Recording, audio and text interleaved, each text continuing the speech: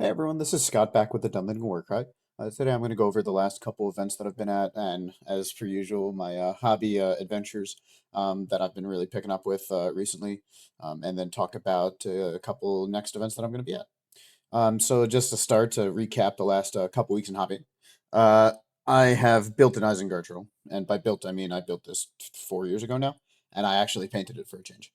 So I did a This was one of my first like trying to kit bash type deals. I don't like that the Isengard troll has like the spear up like this.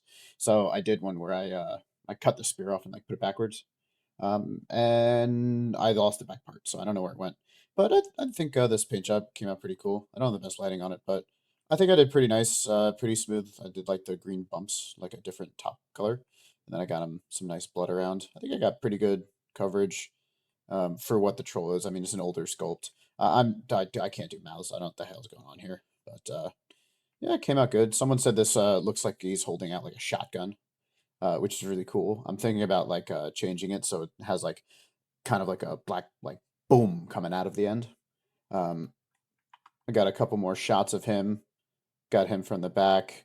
I went over like with this green top stuff all over the little bumps. I think I did pretty good with it. Like I said.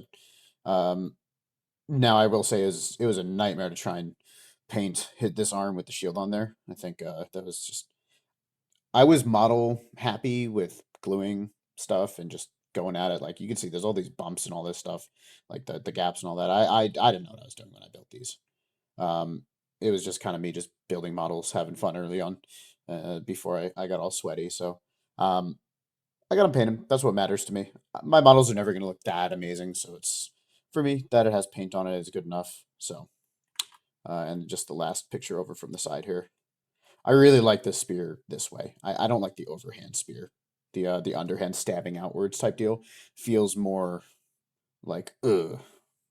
But that's the troll. The next thing I did is I actually worked on a mini display board.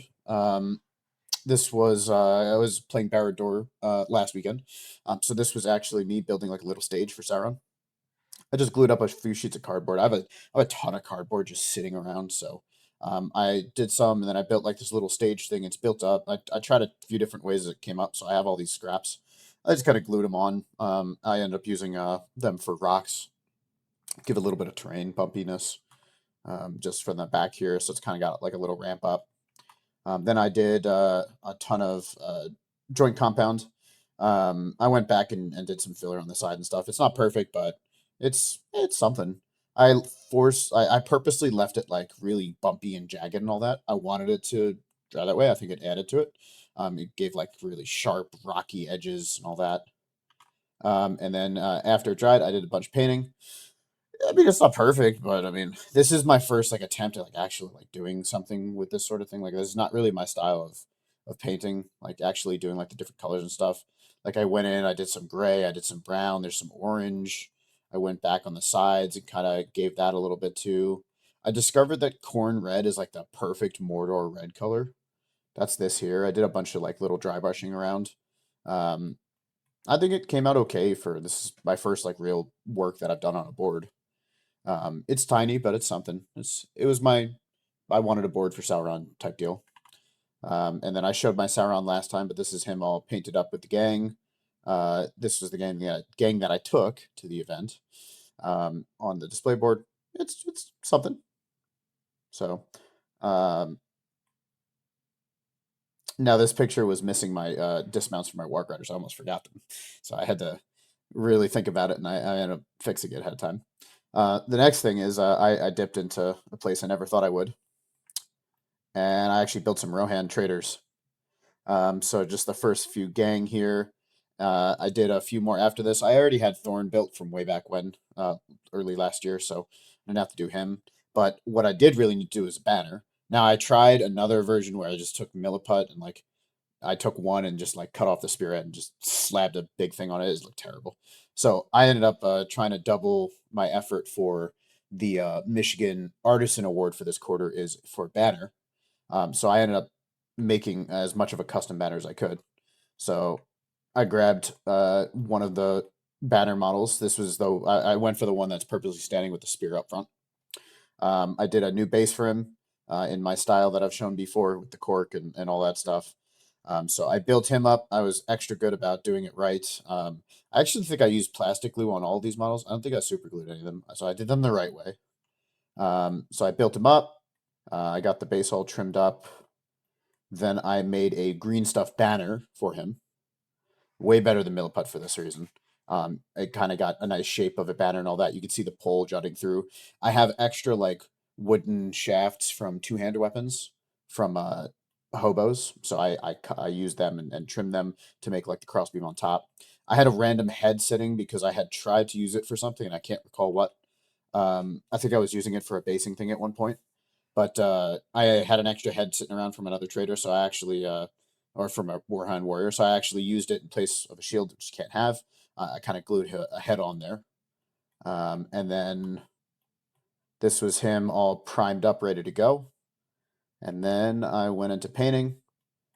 I used the same color scheme as my hobos as the Dunlending or as the traders, and I think it worked out okay. I don't love it. Like the colors aren't perfect for me.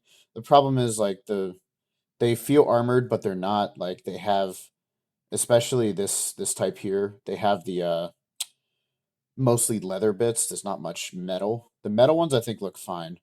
And the trader, I really like the way that he came out. Although I could have been smoother with everything. I am gonna go and actually make a second one of these. So, um, looking a little bit close up. So this is, I don't love like I did the right thing with in terms of the material difference. It's just it looks weird that this is not like a metal, curious like it's a leather curious, which I don't love. But I mean I think the outside me missing little spots. I think the paint scheme works generally. I didn't go for anything crazy or flashy. It's just consistent. And then just this is the other type that I had. This one I do really like the way it came out.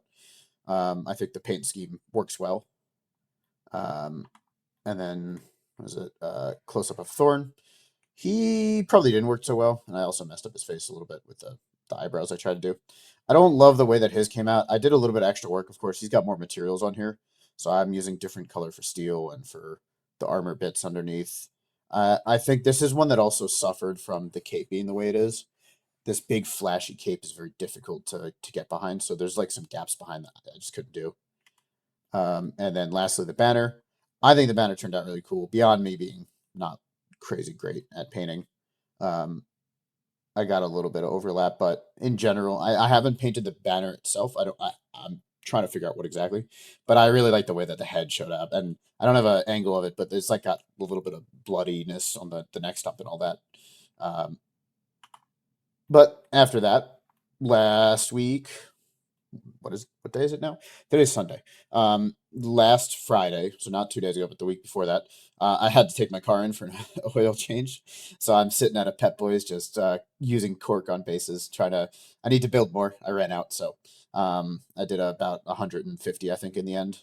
I've trimmed up some of them, but I'm kind of taking them as I need them because cutting them it hurts my hand over time. So, um, but I did a whole bunch of those, and then to that effect using some of them.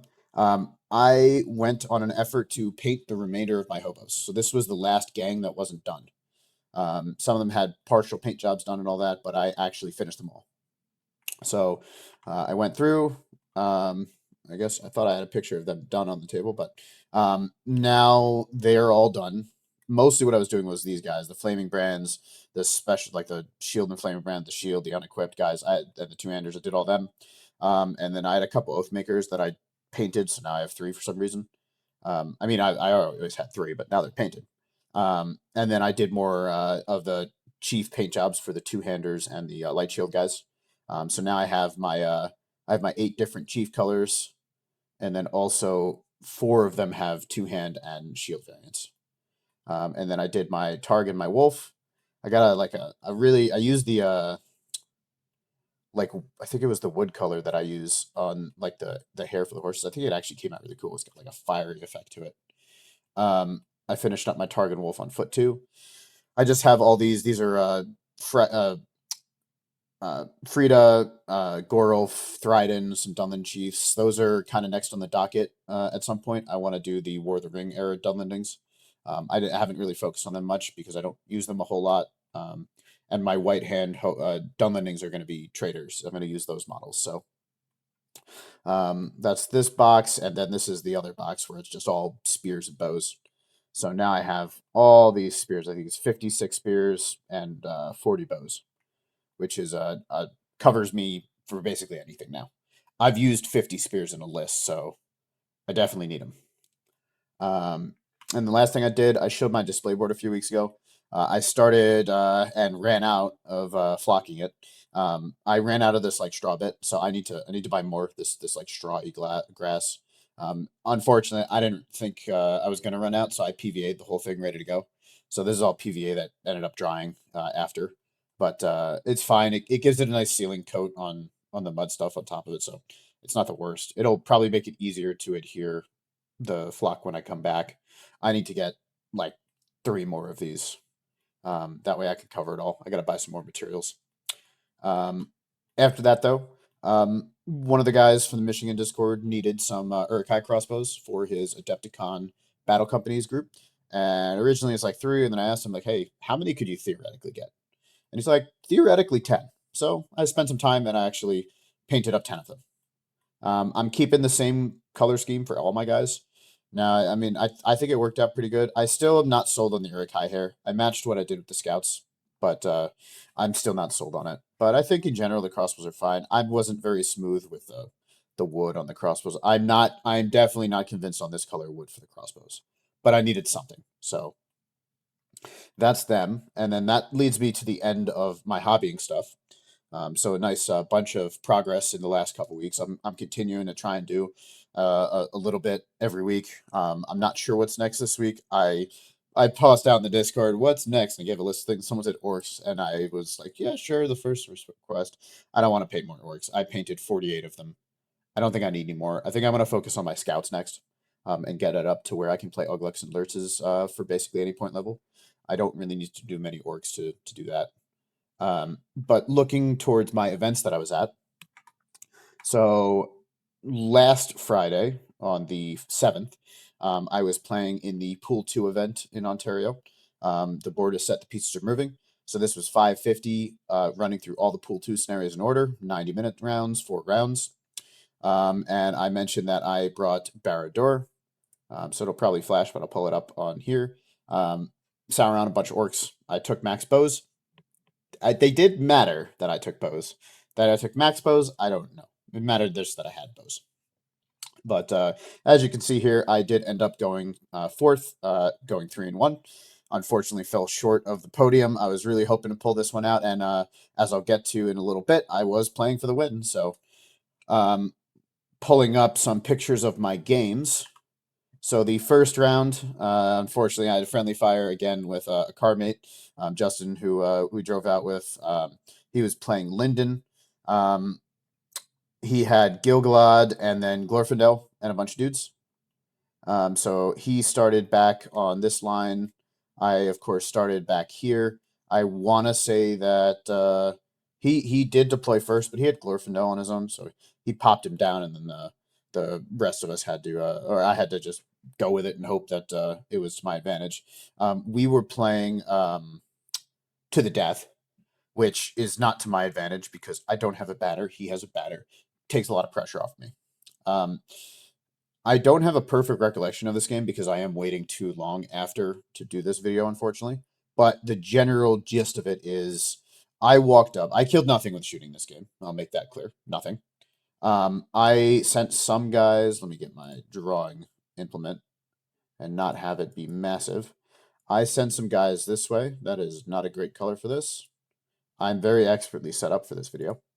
I sent some guys up this way. Sauron and the rest went this way. The orc bows started making their way up.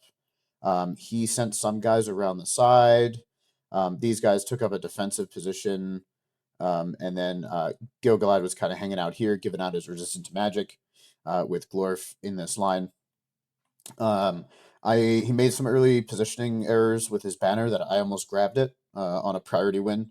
I channeled, or sorry, I think he gave it to me, and I channeled, and he realized the mistake, and he did call a move, which I couldn't contest. I was going to channel to chill soul it, and look for that those banner points to be evened out. but he caught it, and I think actually the banner. I think the banner survived the whole game. I don't think I ended up killing the banner, to be honest with you. But my wargs ran around the side. We ended up having a Glorfindel Sauron fight right here. Glorfindel actually lost a fight and then kicked the bucket. I rolled 3 wounds into him. He failed all 3 fate and did not have the might to survive. So he died. Following that, Gilgalad, while my orcs were kind of fighting along here with some guys coming around, and then a few filtered this way, and then the bowmen ended up engaging kind of in the wood areas to the end. One warg was over here and then lost his mount and sat there the whole game trying to shoot and missed every shot. Gilgalad and Sauron had a fight. Sauron actually took a wound. But after that, I was able to play around with some barges and whatnot. And I think I called a couple heroic moves at one point. I think I won one, lost one. He ended up in a position to barge into Gilgalad. I don't recall if I barged or I charged him, but either way, I managed into a trap Gilgalad who lost the duel, and I did actually one-shot him at that point, which had changed the course of the game. I was on track to lose. The elves were rolling really well. The orcs were not. I was close to quartering. I think I did end up quartering in the end, or P quartered, or we both quartered. I'm not. Again, it's a little bit too far out. I'm having a poor recollection. But in the end, I did win the game. And I want to say the game, if I can pull it up this way, I cannot. So let me pull up the rounds. Very, very prepared. The game ended somewhere, if I can find it, 12-8. So it was a really tight game. It was basically a few kills either way. Even maybe one kill either way was changing the stuff around. Gilgalad losing and taking damage to die. It's pretty rough. Now, leading into game 2, I was faced with a Sauron Witch King, which was very difficult. This was, I believe, Jacob Wixon, I believe is his name. Let me pull it up. Where am I? I was down here somewhere. Yep, Jacob Wixon. So he had a Sauron and a Witch King. Obviously, this is Lord's Battle. I'm in a really bad spot for this. This is as close to an auto loss as I can get. He has a Morgul Blade also, which could have mattered. Early in the game, I think I actually won the first priority. I ran forward and I chill souled and got a wound on his Sauron the first turn of the game, which was massive. That changes the whole game. Because now I have a wound on his leader, and it's a wound in general. He has no choice but to engage. So we start playing around. His Witch King runs around, I think that way or that way. I don't. Again, I'm doing this too far out, and I've had an event in between, so it makes it hard to recall. I know we had a back and forth with our Saurons for a bit. My guys just kind of hung out. I backed up at one point, basically just staying outside of his move and chill soul distance. I can't afford him to just start picking up stuff. Eventually, his Sauron is forward. His Witch King actually gets compelled out at one point, while my Sauron was, I think, around here. And I actually shoot. I hit the Witch King. I roll a wound. He whiffs both fate, rolling ones because he still had 2 might. He is the profile with only 2 fate, 2 might. He rolls 2 ones, he dies. And at that point, it's looking real bad for his end.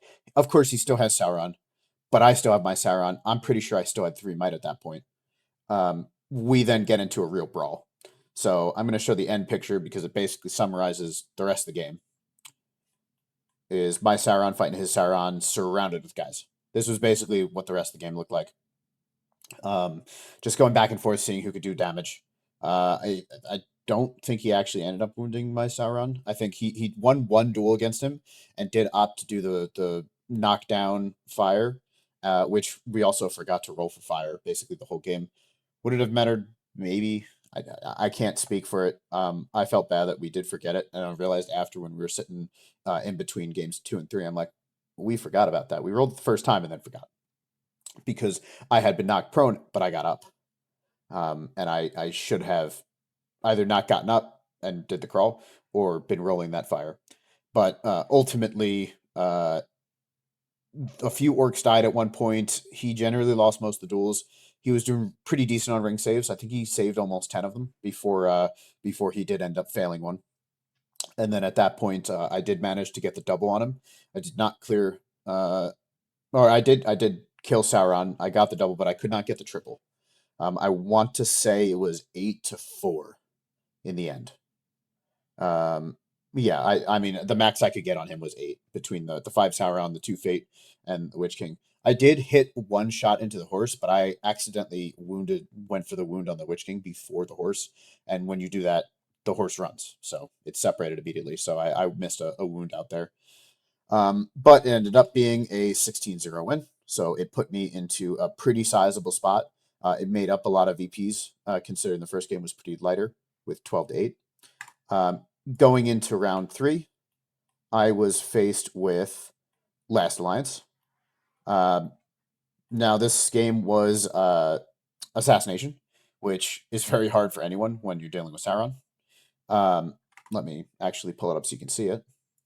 I started really far back because I won the roll to pick sides.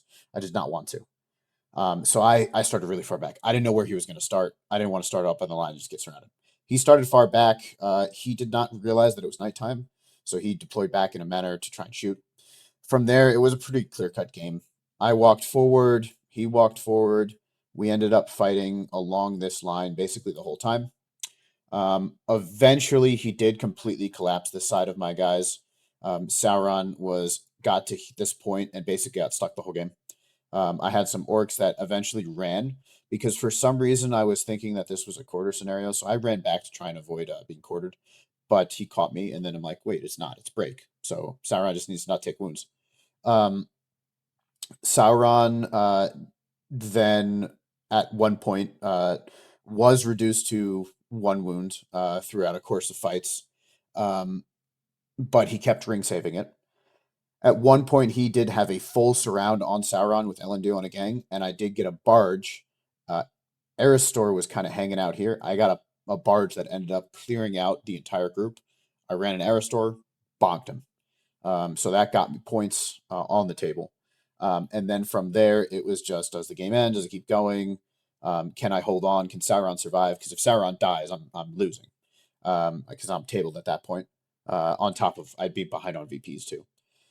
But I managed to stay alive. I think the last turn of the game, it was pretty tight on breaking him. I was here with Sauron. He had a full surround again. He did lose the duel.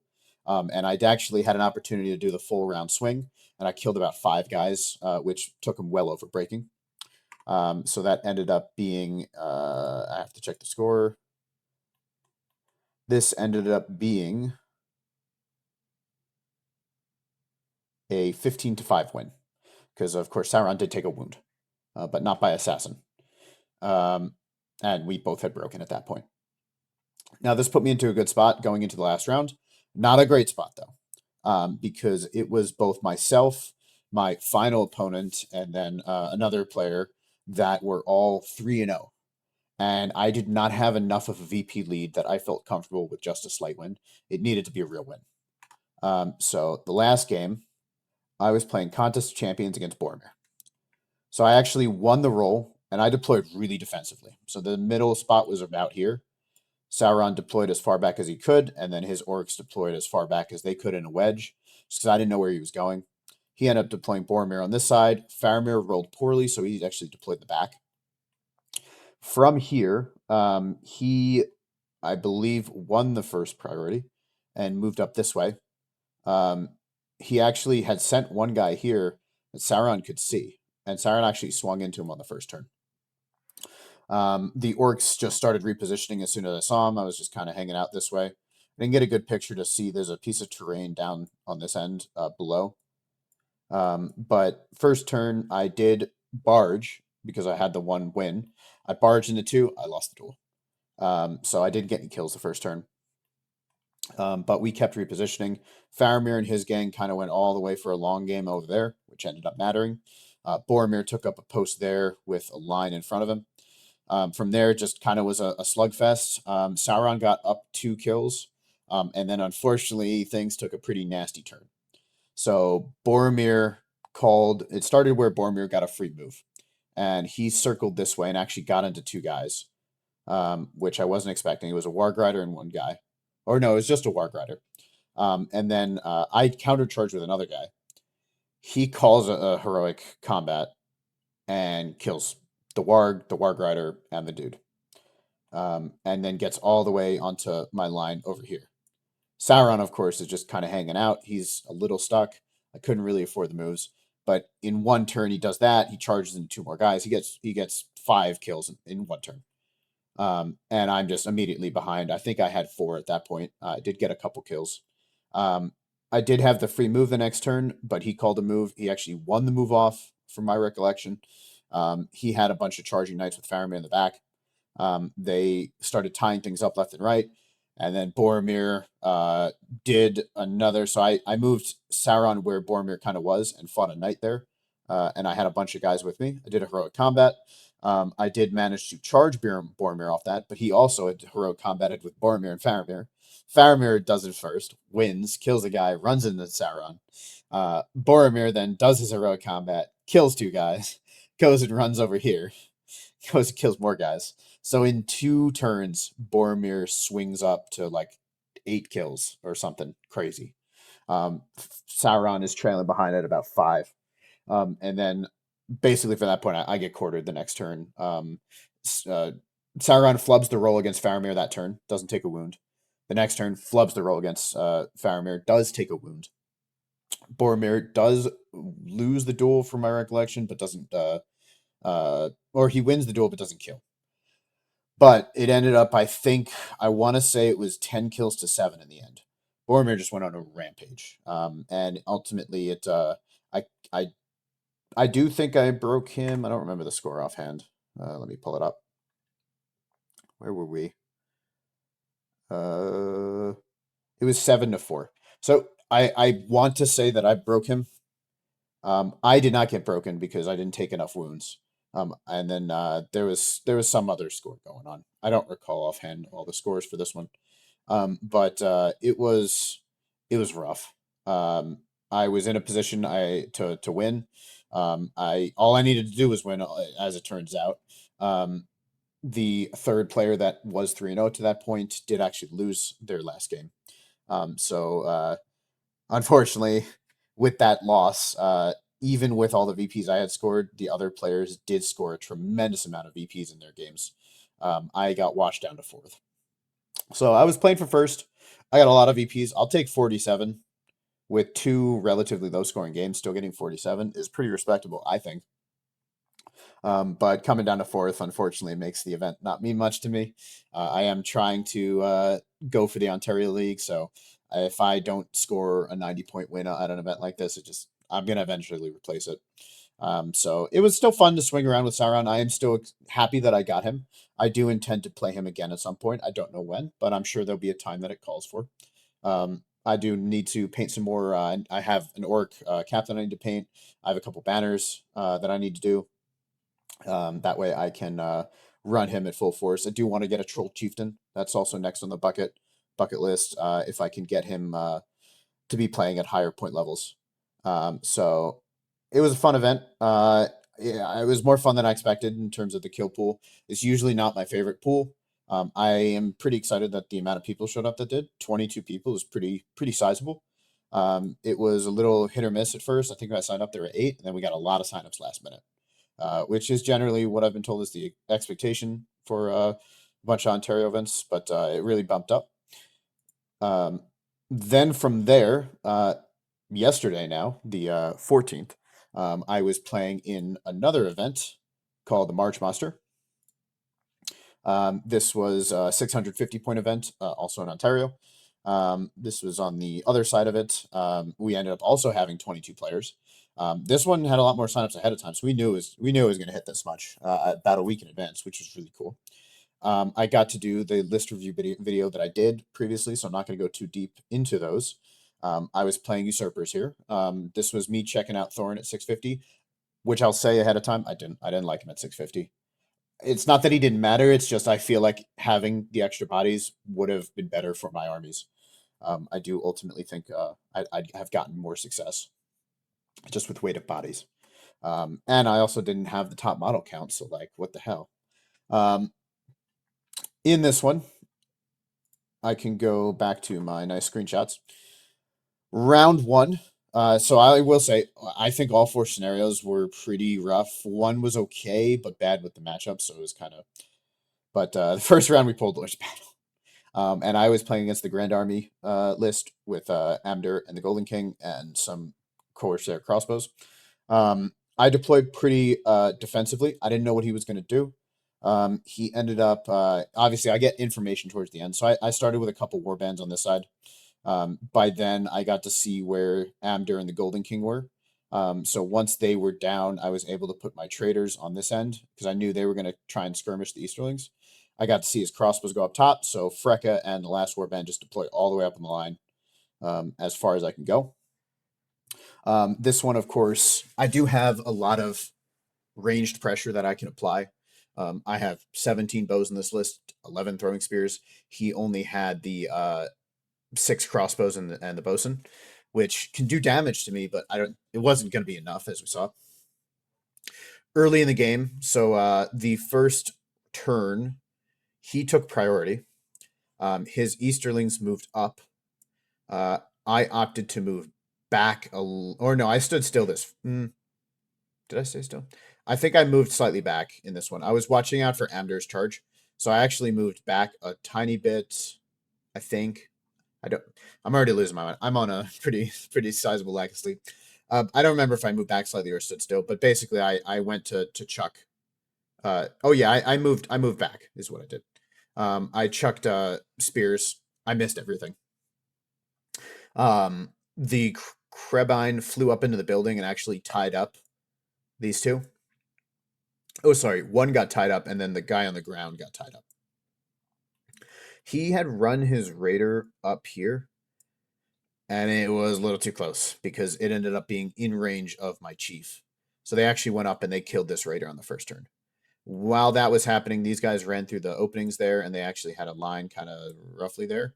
The Golden King moved up as well, and he was just kind of hiding behind them to not get shot on the first turn. I did start moving up almost immediately. These guys moved up half that turn. And then my archers here stood still to trade shots with the crossbows. First turn, like I said, throwing spears to nothing. I did kill 2 Abrakan and a serpent by Harajim Raider, excuse me, on the first turn. So I did get a few kills there. And I did kill the Raider. I did kill, I believe I killed, no, I didn't kill the crossbow on the ground. I didn't kill either of the crossbows, I don't think. But I started moving up with all the non bows on this end. The following turn, we started to have a real engagement along this line. The Krebine kept being a pain.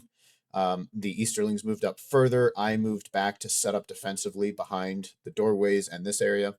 These guys had started to move up. They were about here by now. We did another few little bit of shooting. I think at this point, some of the crossbows died. And then I still did nothing with throwing spears. The following turn, as the Easterlings come up, they engage me along this line, but I start to get a pretty sizable flank. Amdur is rocking in here. And then on this end, I started to just kind of push, use my might to start getting kills. Some guys started fighting some Easterlings that had split off this way.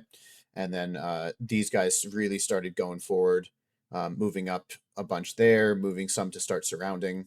The Krebine kept being a pain for the rest of the game there. The Golden King kind of posted up here. He couldn't get much further. And then as we continued, over here, I did manage to get, in the end, I will say ahead of time, I killed everybody, basically. I started just bullying stuff with my fight value. Freka got in the fray, punched some fight 4 dudes.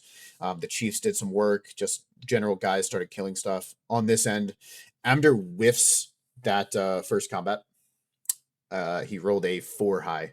He did not wish to spend 2 might.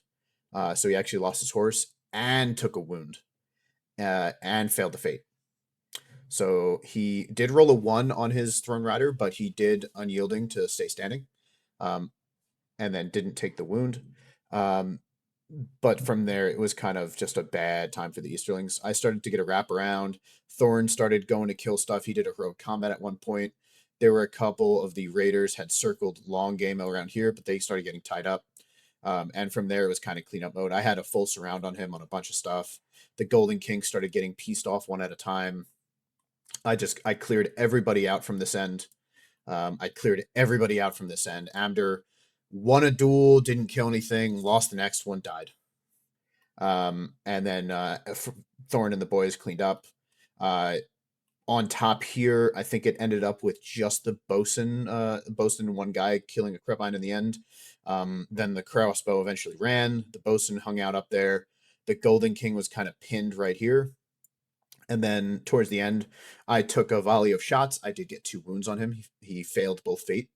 So I got a leader wound that way. And then as the game rolled to end, I kind of had a gun line forming. I had a gang there, just ready to just blow holes in the king. I had 2 might, 3 might still, ready to just tie him up with one guy a turn and just pepper shots till I won. But the game ended. Unfortunately, at that point, I had taken too many wounds, so I was not able to double my opponent. So in this first round, it actually ended up with a 9-0 win, just from leader wound, break, and advantage, and then a hero kill with Amder. I couldn't get the bosun. He did live. He had spent a fate and was down 1 wound, and the Golden King had spent his 2 fate and was down 2 wounds. But it wasn't enough to get the double. I was 44 to 24. So just shy. There was no ability to make it up at that point. I just took too many wounds in general to ever get that double, even if I table him. But it got it as a solid first win. But unfortunately, it was a sign of what was to come with the day. I did not score a lot of VPs in general. I just didn't. The scenarios didn't allow it. Going into game 2, I was playing against Zach Fleming. Is that it? Yep, Zach Fleming. His Battle of Fornost in Stake a Claim. Normally a really good scenario for me. Not really a great scenario for me to fight this army. He did not have any bows, but the problem with Stake a Claim is my bows don't mean anything either. I can't afford to let him take these points. If I do, I lose. Because he can just hold on all game if he rolls well. So first turn of the game, he starts slipping up this way with his cavalry. He sends 1 cav around the back over here, along with these trio.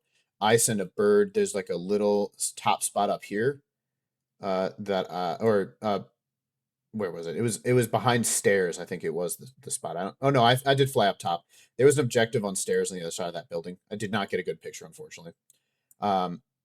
The stairs allowed for 2 models on either side to be in range. Now that was to my advantage, as I'll explain in a minute. But I ran up with a few this way. The Crevine flew up, and then it actually flew over here the following turn, primed to then engage in the middle here. My other Crevine flew this way, just to tag this objective on the first turn to get some points. And then the rest marched straight up the middle. I needed to get in really fast. He started moving up with his main force. The second turn, so the Crevine then flew over. I set a flaming brand on the bottom of the stairway and another dude. So I actually managed to get 3 models while he could only get 2 on the other side. So I had the advantage basically the rest of the game on that side. There was really no way to clear me off because I was just hiding. Eventually, the knight came around and fought me. He did win, kill a couple guys, but then, or didn't kill a couple guys. He whiffed his fight, his wounding, and then he died. But it was a brawl in the end there. On this side, Glorfindel got into the birds on the next turn. He did not kill them, but he did win. But as that happened, I managed another guy in. He did have to spend a might, from my recollection, in order to win the duel. And then it was just a general brawl on this end. I had a chief hanging out using heroics. They were just sandbagging this as long as I could. I think basically until the end. He got 1 free turn from that. But I was able to keep 1 model at least. till all the way to the end. There was one gap turn. In terms of the middle here, he did send a knight into my chief that was marching the second turn. He didn't call march second turn, but he had already spent a might, so he wasn't too valuable.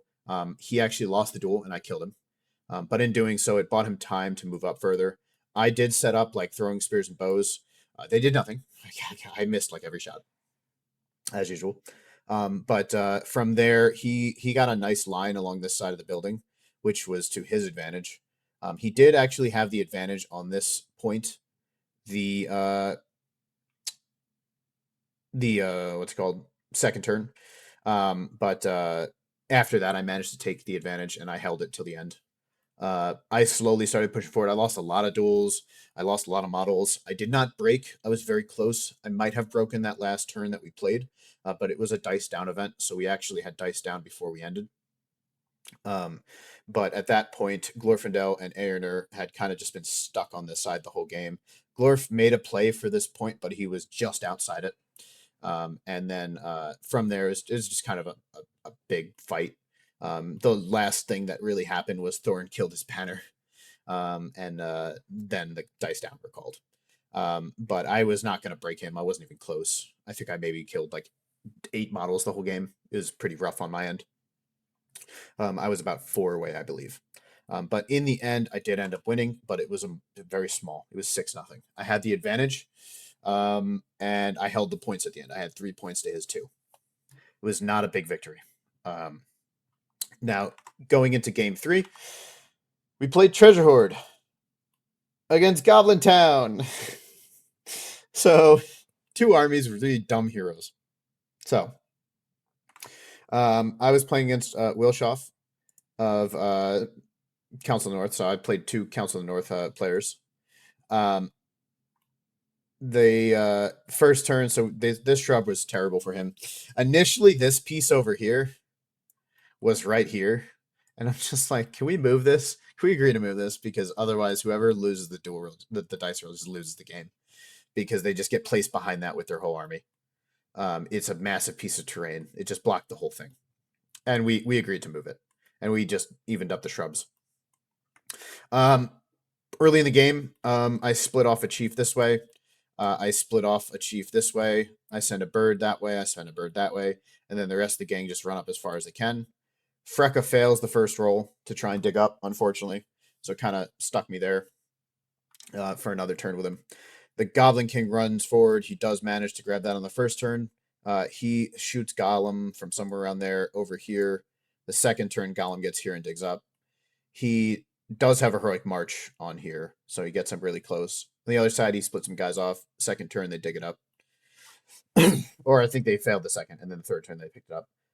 I failed the first time with a second turn marching with a traitor over here, because I wanted my captain to run up really far and set up, as his goblins were kind of on this arc here, and then the rest were on an arc like this. Or I guess he had up to this tree at first. Green does a march to get really far. A traitor goes here, fails the roll. Freka gets the second. Orange gets this on the first try, and then just kind of is hanging out. The rest of my army does post up here. And then also I have some over here that start engaging with the Goblin King as he was here. Gollum's just kind of floating on the outside. Then it was just a big mash. I was getting beat up. I think after the second turn of combat, I had lost about 19 models. He had lost 9. It was really bad for me. But I then won all the move-offs, which saved me, because I was losing priorities about even, but I won all the move-offs, which it was tremendous. Gollum held out for a couple turns on his own over here, but I eventually got him with a chief and a Krebine. And another dude in the end on the last turn, and we stole his objective. A Krebine, the other Krebine was kind of just floating around back here. He had nothing he could really do. He eventually flew over and fought a bunch of goblins. He got completely surrounded here.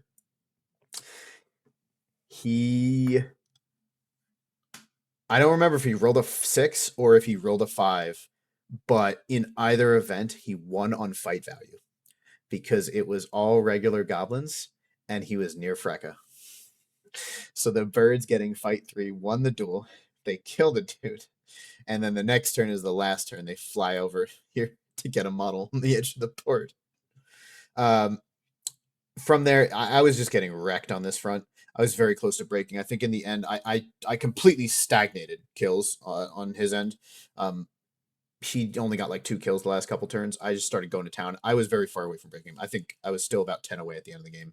So the last turn, he does call the move before I get Gollum. I call a move as well with Freka, who's kind of been hanging around here. He actually is in a position that he can like walk around my lines to get me enough range to get a guy into Gollum. And then I also needed to get a guy in the Goblin King to cancel his board wide move. I do. So I get the Goblin King stuck. I do get Gollum stuck. And then I had one priority. And then his other thing that he had done is he had his captain over here who had the object, and also a couple guys over here. I had a chief here.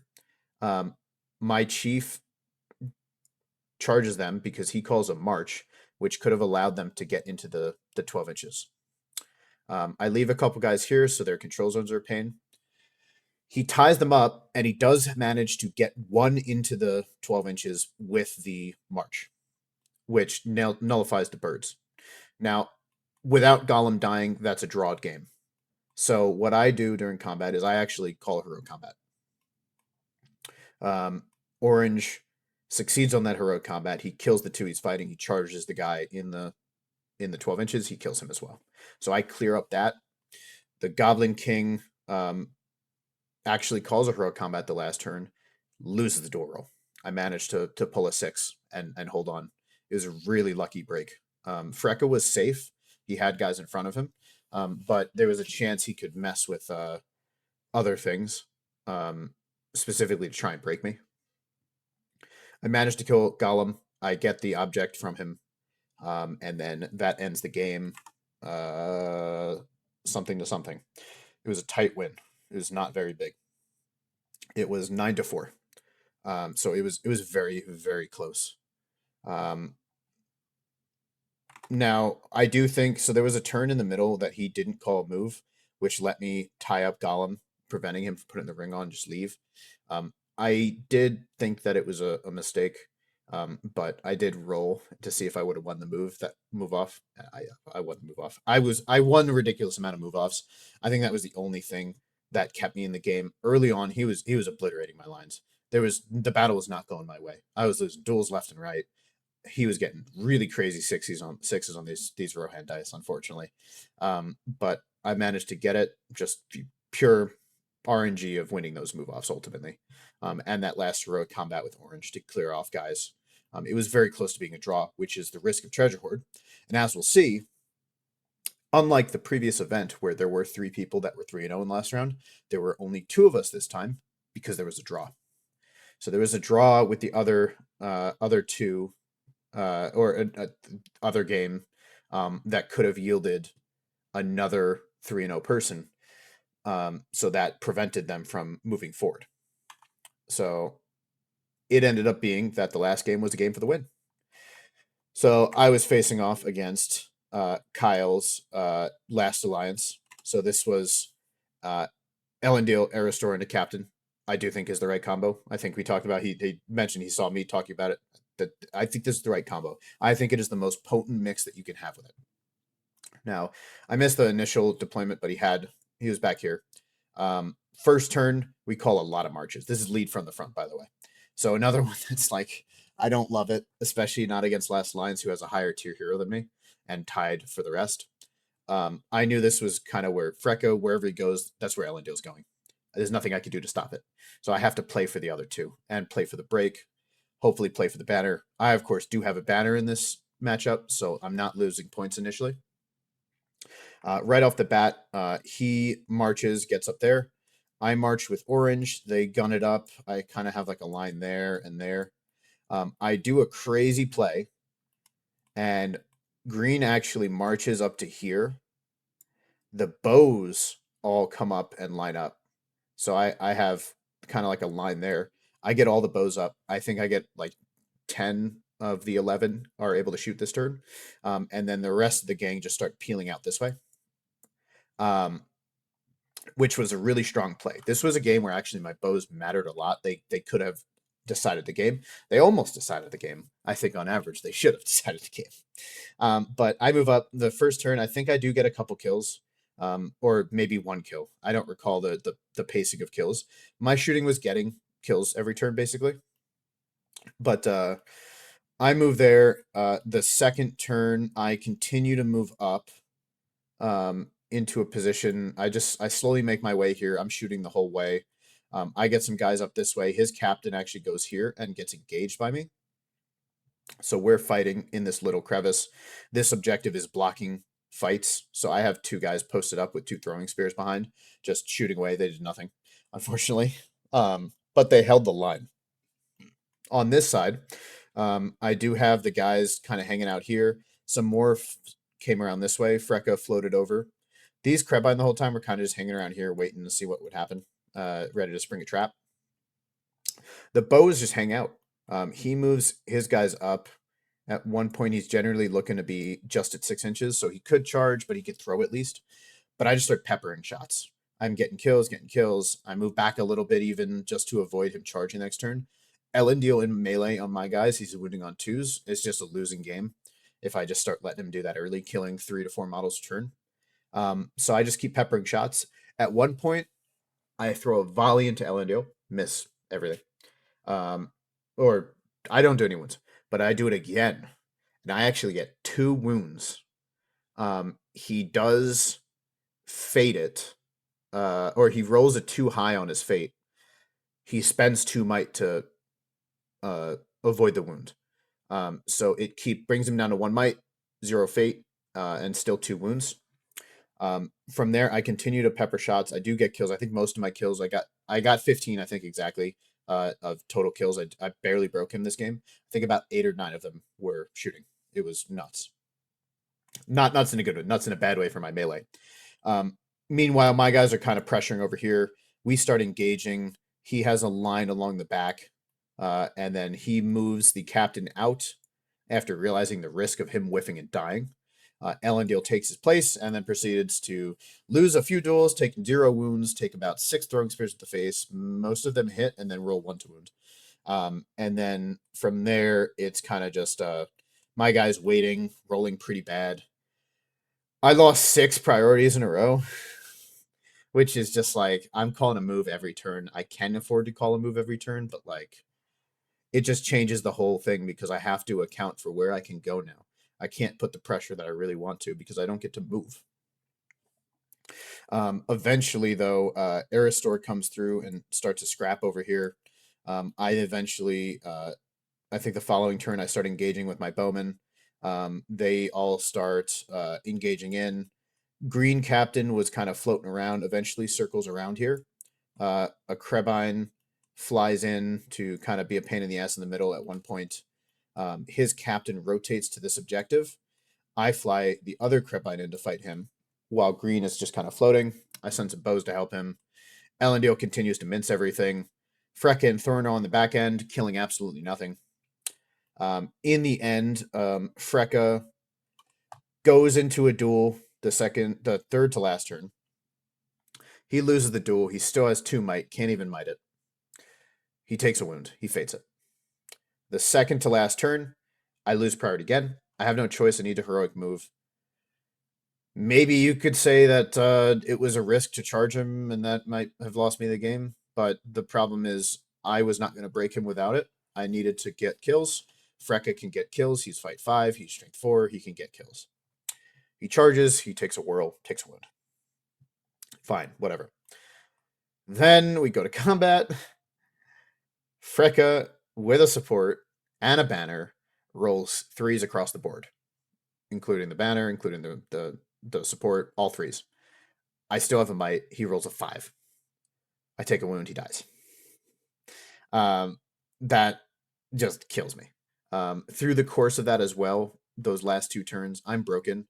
I fail a test on Freka, spend both will. I fail a test on the orange chief that's hanging out here, spend his will. I fail a test on green out here, spend his will. I'm just failing tests left and right. Red gets killed by Aerostor here. Doesn't really matter at that point. Um, in the end, Freka is the deciding factor for avoiding a tie. Now, I will say a tie to me is a loss, and I'll get to that in a minute. Just as I wrap up the scoring stuff. The last turn, Green is in a position. I cancel this. His captain's there, Green's there. We cancel it out. Elendil has the middle, and then I have this side with Orange. Um, we both do have our banners still in the end. He made a mistake, and that lost him 2 points. He actually fought other things before the banner, so the banner was able to back up in melee, back up in base, and then pass off when he died. I did get quartered, and I think we timed out also at the same time. But Elendil kept going the whole game. At one point, he just continuously rolls sixes. He doesn't care. He doesn't lose a duel anymore, and does not take any wounds. He should have. I rolled, I think, 3 duels he lost, and I had of those, it was a traitor and a hobo spear, 5s and 6s, nothing. I threw like 6 throwing spears at him. Most of them hit, and then they all roll 1s to wound. I just couldn't finish him off. We both broke. I did get 1 single kill to break him in the end. I was praising the Lord. And then it from there, it was 8-6, I think, was the final score. If I can check it. Yep, 8-6. So Freka was the deciding factor. So I mentioned, for me, a draw is a loss. As I've mentioned, I'm trying to go for their league title. With their league title, what I'm expecting is that any score below a 90 is a losing proposition. So I'm in second place going into this round. If I draw, there is a chance, and a high chance, that I'm in third or even fourth, because there was the draw from round 3. So the draw from round 3 between Josh and Jan. If either of them win, they go 3-0-1. That's better than 3-1, or that's better than 3-1, and it's better than 3-0-1 with my VPs. My VPs were not high enough. I did not score many VPs in general throughout this whole day. So, if I tie that game, I might drop to fourth anyway. I'm only playing for the win. I want 90 points. A draw's a loss, so I really I have to play it and hope that I do the win. Unfortunately, how it ends up being, similar to last week, I'm in the position to do it. I've got the 3-0. I lose the last game. I watched the fourth. So it happened anyway. My VPs at 30 was terrible. I couldn't get enough.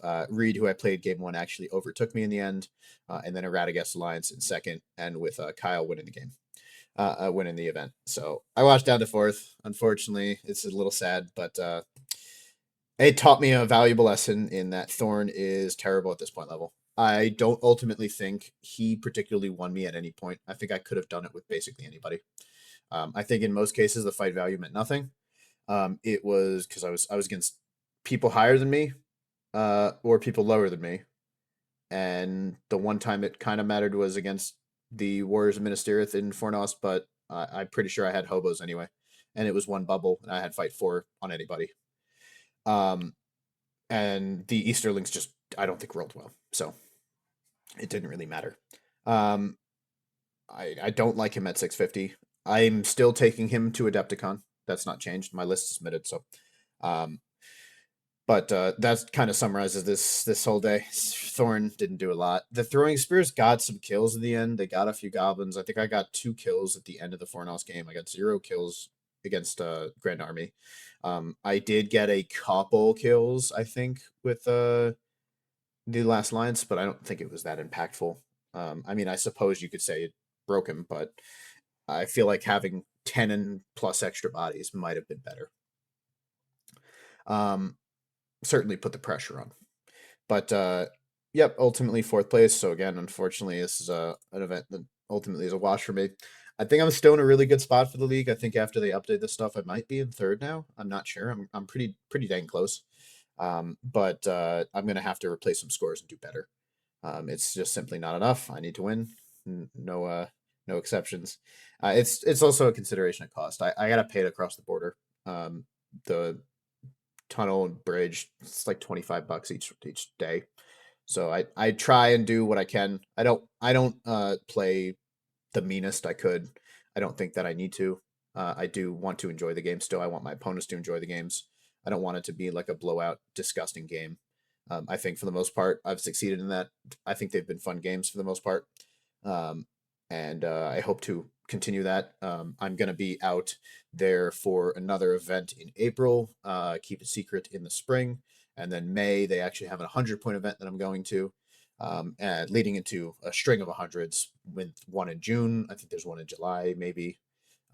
It's going to be pretty cool. And that's where I'm hoping to make up some points with these results and try and take that league. Um, Looking at the next little bit that I'm attending, next week I am going down to Ohio for a basically an Adepticon prep games set of games. It's a 3-round event. There's so far we're down to 16. So I think we were 16 originally. We upped it to 18. We had 18, but I think a couple had to drop off. So it's looking like it's 16. I think lists are due in a couple days. So or 319. There we go. So I believe that's Wednesday. For this, I'm just bringing my Adepticon list. I've shown it, I think, before. Or maybe I think last time I talked about it being just regular hobos. Now it's Thorn, so I'll show it. Um, it's cookie cutter kind of as normal. I do have one less chief than I would if I didn't take Thorn, but I am at 68 models. It was 72 before, so I'm relatively comparative. Just a couple less might. I do have the banner play and the throwing spears. I'm hoping that I get more value out of them. But for the most part, it's a bunch of bodies. I'm going to look to get them across the board and beat people up. But for now, that's it. I'm going to hopefully be having a video after this event. And then I'm going to try and get that. I want to get that out before Adepticon and show any last minute Adepticon prep, especially I'm going to try and finish my display board. I want to show up and set up all my hobos on it. So I'm going to try and do that and then take some nice pictures of it. But yeah, I'm gonna also be coming out hopefully later this week. I'm gonna try and do a video covering the rules around war beasts. It was a cool suggestion slash needed thing after some interactions talking about war beasts and the nuances of their rules. So similar to my Legolas video. So I'll be doing that. And then yeah, I will see you all in the next one. Thanks for watching.